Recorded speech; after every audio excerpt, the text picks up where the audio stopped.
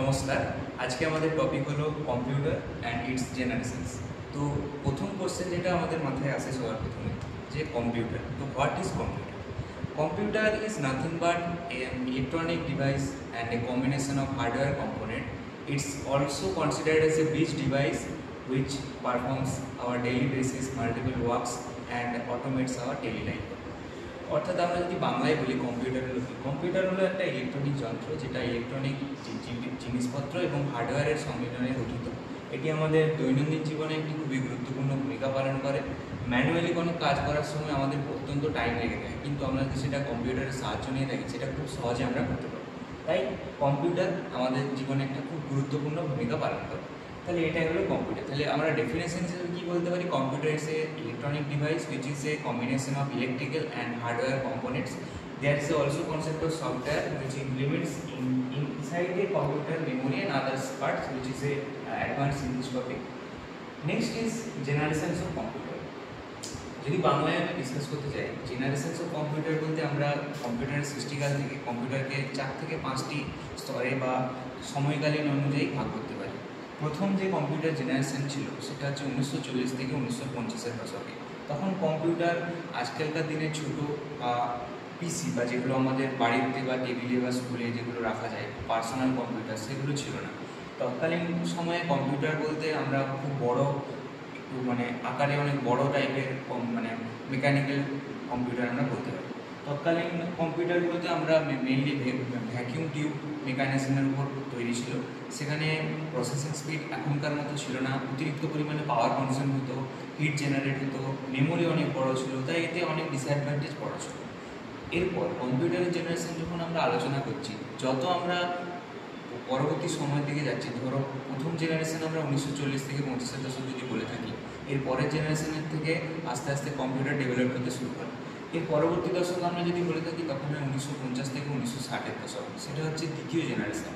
এই সময় আমরা দেখতে পাই ভ্যাকিউম টিউবের পরিবর্তে ট্রানজিস্টার ইউজ করা হয়। সেক্ষেত্রে কী হয়, যে প্রথমে আমরা কিন্তু কম্পিউটারের প্রসেসিং স্পিড অনেক কম হয়, কিন্তু এরপরে যখন আমরা ট্রানজিস্টার ইউজ করলাম কিছুটা বেটারমেন্ট আমরা দেখতে পাই। এখানে কী হয়, কম্পিউটার প্রসেসিং স্পিড একটু বাড়ে, ক্যাপাবিলিটি বাড়ে, অ্যাকিউরেসির পরিমাণ বাড়তে থাকে, হিট কম জেনারেট হয়, পাওয়ার কনজিউমশন অনেক কমে যায়, সাইজে অনেক কম হয়। এটা হচ্ছে দ্বিতীয় জেনারেশনের কম্পিউটার। এর পরবর্তী দশকে আমরা যখন তৃতীয় জেনারেশনের কম্পিউটার সম্পর্কে আলোচনা করি, সেটা মূলত হয়ে থাকে 1960 থেকে 70-এর দশক বা বর্তমান যুগ আমরা বলতে পারি। সেই মুহূর্তে আমরা ইউজ করে থাকি ভ্যাকিউম টিউব এবং ট্রানজিস্টারের পরিবর্তে ভিএলএসআই চিপ, অর্থাৎ। তো এরপরে আমরা আসি থার্ড জেনারেশন, অর্থাৎ 1960-এর দশক থেকে 1970 হলো সেকেন্ড জেনারেশন এবং থার্ড জেনারেশনে কী হচ্ছে 1970 থেকে বর্তমান। এই সময় কী হয়, আমরা ভ্যাকিউম টিউব এবং ট্রানজিস্টারের পরিবর্তে ইউজ করে থাকি ভিএলএসআই, অর্থাৎ very large scale integration circuit, যেগুলোকে আমরা আইসি বলেও বলে থাকি। এই টাইম থেকেই মাইক্রোপ্রসেসরের যুগ শুরু হয় এক কথায় বলতে হবে। এক্ষেত্রে কী হয়, কম্পিউটারের সাইজ এই প্রজন্মে অনেক ছোটো হতে থাকে, এদের অ্যাকিউরেসি বাড়তে থাকে, ক্যালকুলেশন স্পিড বাড়ে।